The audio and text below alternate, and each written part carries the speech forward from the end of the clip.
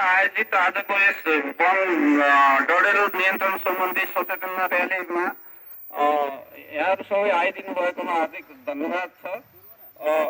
Answer Nepal गैरकाष्ठ वन पैदावार प्रवर्धन र बजारीकरण गर्ने काम विगत धेरै वर्षदेखि विभिन्न जिल्लाहरूमा चाहिँ गैरकाष्ठ वन पैदावार जडीबुटीको चाहिँ प्रवर्धन गर्ने र त्यसलाई बजारीकरण गर्ने एउटा संस्था हो। वन मन्त्रालयसँग कोअर्डिनेसन गरेर काम गरिरहेको संस्था।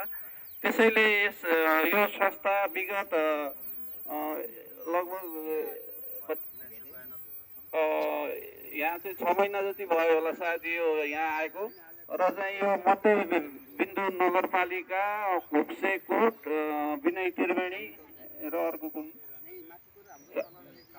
औषधि 4वटा गाउँपालिकामा स्थानीय निकाय अन्तर्गत यो संस्थाले काम गर्छ र यस क्षेत्रमा रहेका जडीबुटीहरूको पहिचान गरी त्यसलाई चाहिँ कसरी बजारीकरण गर्न सकिन्छ भन्ने उद्देश्य राखेर यो संस्था यहाँ चाहिँ आएको छ र यहाँ हुने जडीबुटीलाई चाहिँ प्रवर्धन, त्यसको विकास गर्ने र त्यसलाई बजारीकरण गर्ने यसको मुख्य उद्देश्य हो। र यस जडीबुटीको सँगसँगै वनसँग सम्बन्धित कामहरू पनि यो संस्थाले गर्छ र त्यसै सिलसिलामा यो कार्यक्रम, छोटो कार्यक्रम आयोजना गरिएको हो। यसमा सबै सहभागी भएर अब यसलाई अगाडि बढाउँ भन्दै मेरो 2 शब्द टुङ्ग्याउँछु। हस्।